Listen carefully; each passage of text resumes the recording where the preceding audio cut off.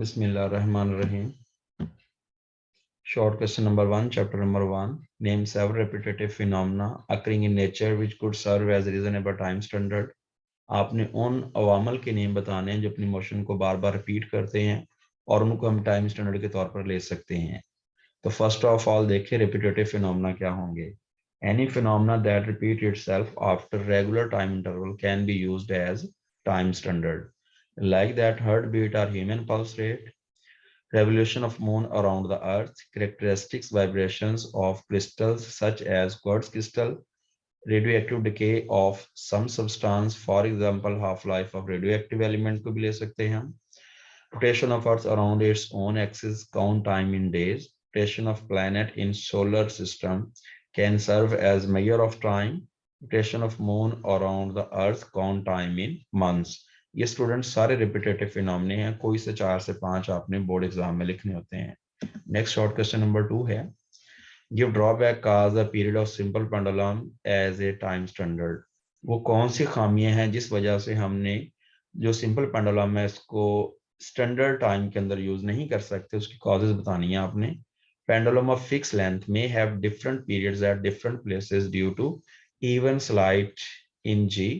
As the value of g changes at different places, so it will increase or decrease the time period of simple pendulum. इस line को समझने के लिए हम फार्मूले के ऊपर गौर करें.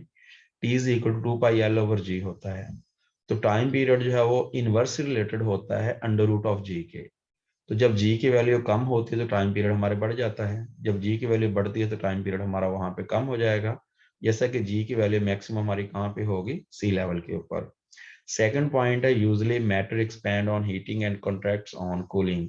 आपने देखे होंगे इलेक्ट्रिकल पोल, उनके ऊपर जो वायर्स होती हैं गर्मी के मौसम में उनमें सैग ज्यादा आ जाती है और सर्दी के मौसम में वो बिल्कुल स्ट्रेच हो जाती हैं. तो उसकी वजह यह है कि जब हीट होती है तो उसके अंदर सैग मतलब लेंथ में इजाफा हो जाता है.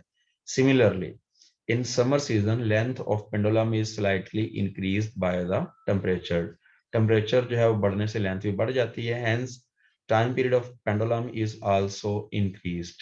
अगर फार्मूले पे गौर करो, T is equal to 2 pi L over G का under root. Time period directly related to the under root of length होता है. While in winter season, the length is slightly decreased by falling temperature, hence time period of pendulum is also decreased. चूंकि time period direct relation होगा under root of L के, length बढ़ेगी time period बढ़ेगा, pendulum का length कम होगी time period कम हो जाएगा. थर्ड फैक्टर है, air resistance on pressure may also effect the time period of pendulum. In the light of above mention drawbacks, ये तीन जो मैंने ऊपर बताए हैं आपको, the period of pendulum can not be used as a time standard. इन वामल की वजह से हम इनको टाइम स्टैंडर्ड के तौर पर यूज नहीं कर सकते. Next short question 1.3, Why do we find it useful to units for the amount of substance kilogram and mole? ये दो यूनिट हम क्यों यूज करते हैं? तो इसके अंदर देखिए, amount of substance can be estimated by two methods. By weighing, for which the unit is kilogram. The unit kilogram is big unit and used to measure mass of macroscopic bodies. It is used for specific amount of mass, 1 kg, 2 kg, 5 kg, 10 kg, like that. By counting the number of entities. Entities mean number of particles contained in a substance for which the unit is mole. अगर number of particle किसी substance के count करने तो mole का unit use करेंगे. Mole is the smaller unit, is used as microscopic level.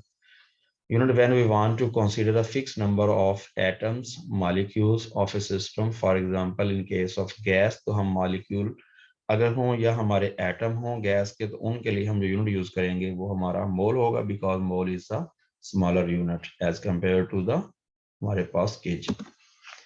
1.4 short question है, 3 student measure the length of a needle with the scale which is minimum division is 1 millimetre as recorded as 0.2195 meter, 0.21 meter. Third student 0.214 meter. Which is correct and why? कौन सा सही है और क्यों सही है? The least count of scale हमें दिया हुआ है 1 मिलीमीटर. अगर कन्वर्ट करो 1 मिलीमीटर, मिली एक प्रीफिक्स है, प्रीफिक्स वो नंबर या वर्ड्स होते हैं जो ऐसे यूनिट से पहले यूज करते हैं.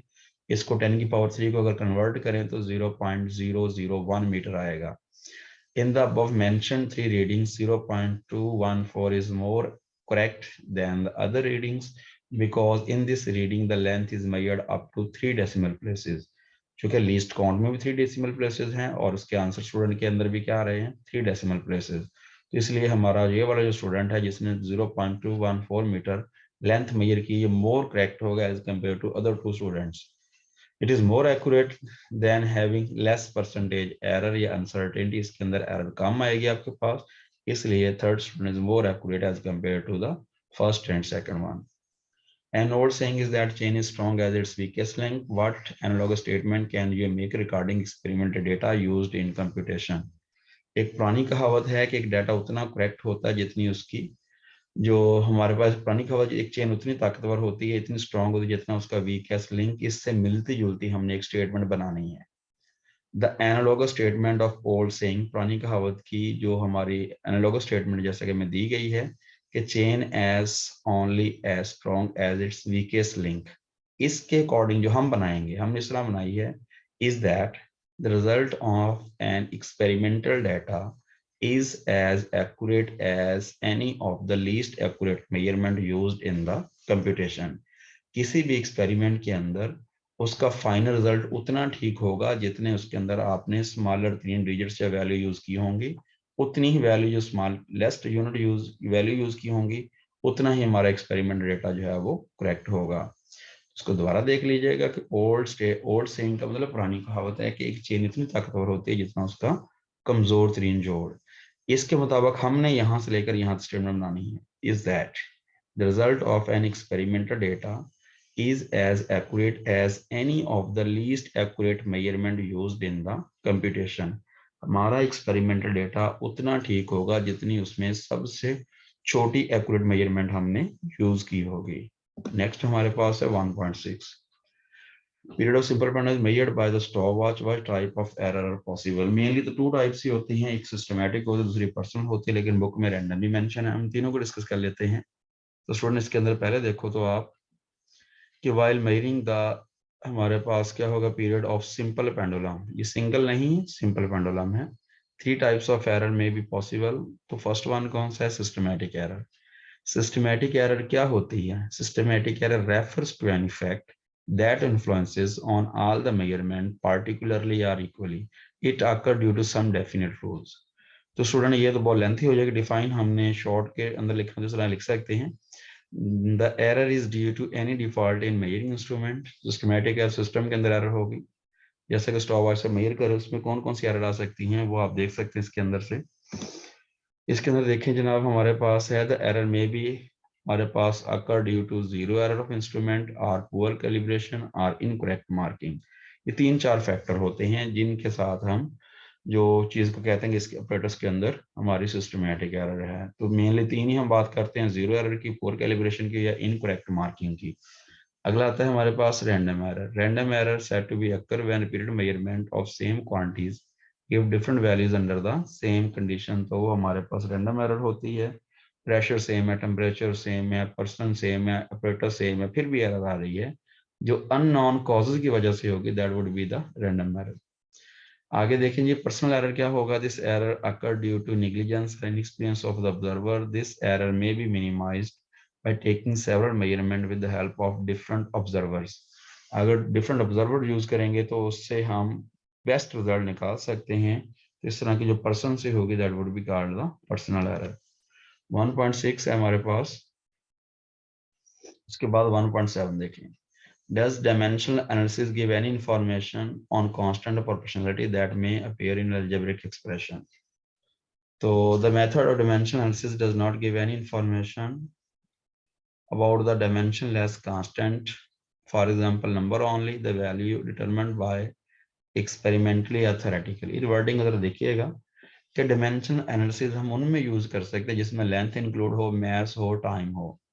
कुछ कांस्टेंट होते हैं डिमेंशनल कांस्टेंट, कुछ होते हैं डिमेंशनलेस, जैसा कि रिफ्रैक्टिव इंडेक्स है, speed of light in air, speed of light in that medium. तो रिफ्रैक्टिव इंडेक्स का कोई यूनिट नहीं है, जैसा कि हमारे पास पाई वगैरह यूज करते उसका कोई यूनिट नहीं होगा। तो उनके यूनिट हम डायमेंशनल एनालिसिस से नहीं निकालेंगे, उनके यूनिट निकाल सकते हैं एक्सपेरिमेंटली या थ्योरेटिकली फर्ज किए होते हैं। जैसा कि हम देखते हैं कि t is equal to 2 pi L over G. इस एग्जांपल को स्टडी करें तो इसमें 2 पाई जो यूज किया हुआ है, 2 पाई एक प्रोपोर्शनैलिटी कांस्टेंट है। इसकी न्यूमेरिकल वैल्यू हमारे पास एक्सपेरिमेंट से ही परफॉर्म की गई है, इसको डिमेंशनल से हम वैल्यूज की फाइंड आउट नहीं कर सकते। आगे ये मैंने डायरेक्ट फोर्स का फॉर्मूला लिख दिया है, F = 6 पाई ईटा R × VT। इसमें 6 पाई हमारी प्रोपोर्शनैलिटी कांस्टेंट है, इसकी वैल्यू भी हम एक्सपेरिमेंट से फाइंड कर सकते हैं, जबकि डायमेंशनल एनालिसिस से हम फाइंड नहीं करेंगे। डायमेंशनल एनालिसिस हम करते हैं लेंथ, मास और टाइम की फॉर्म के अंदर। लास्ट शॉर्ट क्वेश्चन आज के लिए, right the dimension of pressure and density. Dimension of pressure क्या होगा? Dimension of force over dimension of area. इसको मैंने पहले फॉर्मूले में कन्वर्ट कर दिया, pressure force per unit area. Force का फॉर्मूला MA, एरिया का हमारे पास L × L, तो मैंने मीटर स्क्वायर लिख दिया। P है, अब हमारे पास मास की डायमेंशन कैपिटल M। एक्सेलरेशन क्या होगा? मीटर पर सेकंड स्क्वायर यूनिट है, तो L/T⁻²- आ जाएगा। नीचे क्या आ जाएगा? L²। तो P आएगा M L−T⁻²। तो ये हमने प्रेशर की डायमेंशन निकाल दी। सिमिलरली डायमेंशन ऑफ डेंसिटी क्या होगी? डायमेंशन ऑफ मास और डायमेंशन ऑफ वॉल्यूम। मास की डायमेंशन कैपिटल M, वॉल्यूम की कैपिटल L⁻³ आ जाएगी, M L⁻³ और डेंसिटी की डायमेंशन को हम ज़ाहिर करते हैं रॉ सिंबल के साथ। स्टूडेंट आज के लिए इतना ही था। अल्लाह हाफिज़। Like, share and subscribe my page and channel. Thank you. अल्लाह हाफिज़।